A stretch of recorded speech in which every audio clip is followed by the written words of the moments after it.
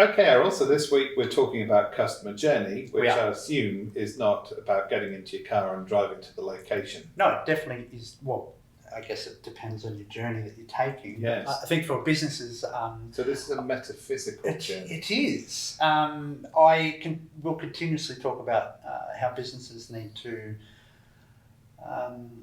really work on their customer journey for longevity of their own business. If you don't work on your customer journey, you're missing touch points or the pain points along the way that are turning customers away from your product or service. So what is your definition of the customer journey? Well, my definition of customer journey is from the point of acquisition or where the customer first thinks about a product or a service, and that is a product or service that you provide, right through to the point of where they become an advocate. Yes. Every step of the way there is part of the customer journey. Yep. And it's how you engage with the customer along each touch point so that it reduces the pain points that doesn't turn the customer away from your brand or service. Right. And that includes the simple things, even like point of entry. I know with retail businesses, we used to talk how easy it was to actually get someone into the shop. Yeah.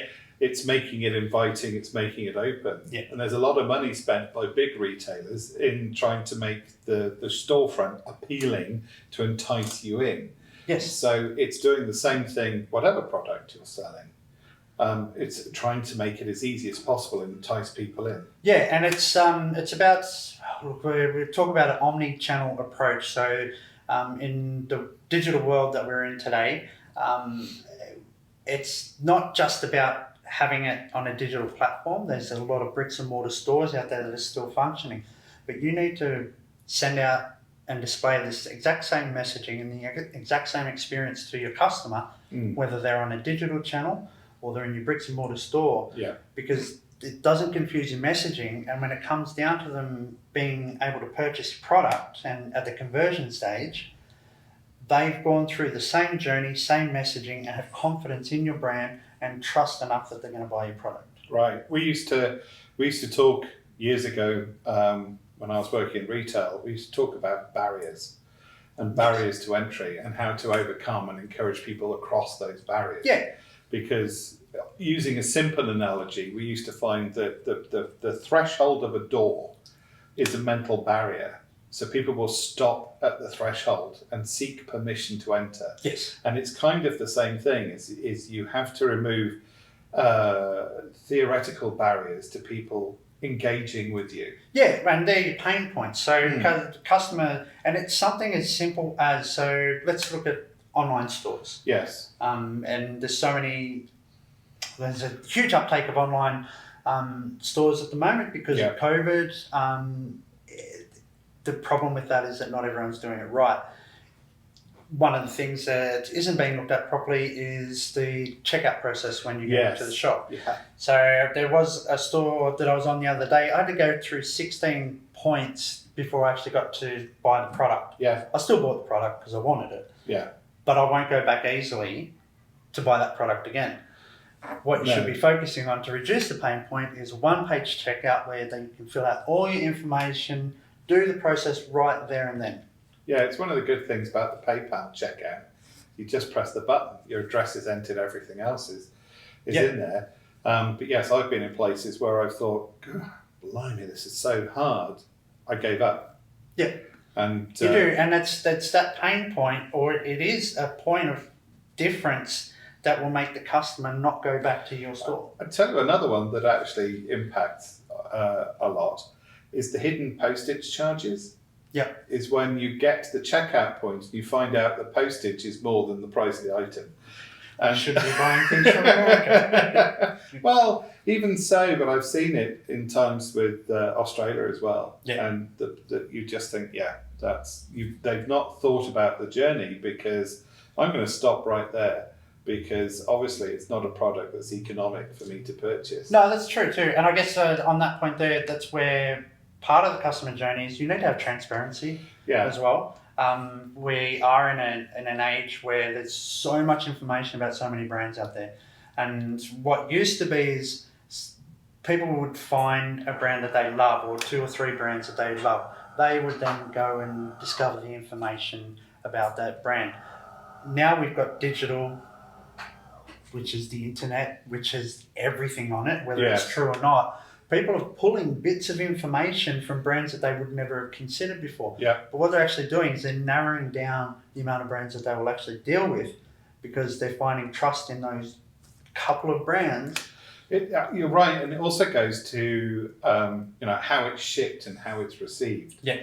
I've also had experiences where an assumption was made about breaking an order in half because it meant I could get past the order earlier, but they have charged me another $20 for postage, and you kind of think, I'd have liked to have been asked before you did that. Yeah, that's true.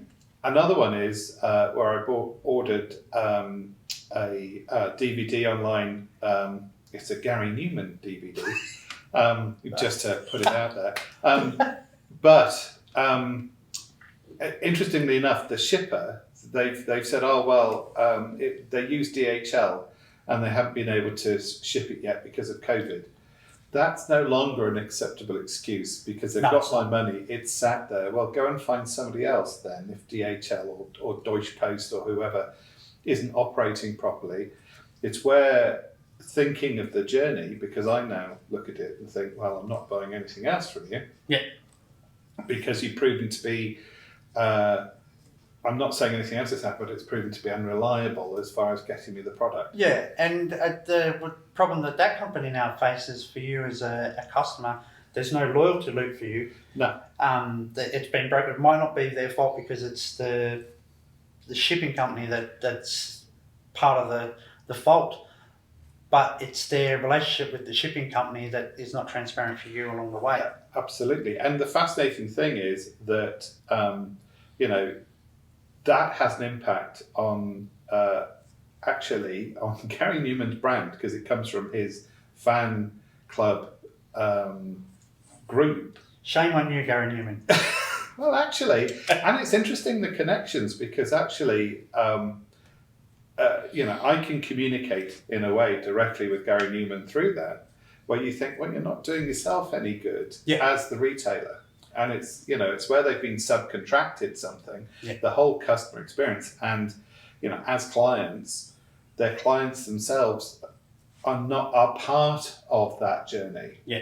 If you're offering your product through that retail outlet or through that business, reselling, that has an impact back on the parent brand, as it were. Well, it does. And now, say, if we use you as a customer example, they've got to go and invest extra money into their paid, owned and earned media to try and bring you back in to the loyalty loop as a customer. Yeah. And not just as a customer, if they're trying to rework you to come and buy from the brand again, to now make you as an advocate where you're not explaining the poor service story that you've just had.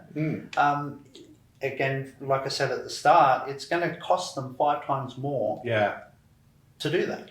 Yeah, Gary's going to have to do a lot more concerts. Yes, shame on you, Gary. Anyway, thank you for that, Errol. Thank you.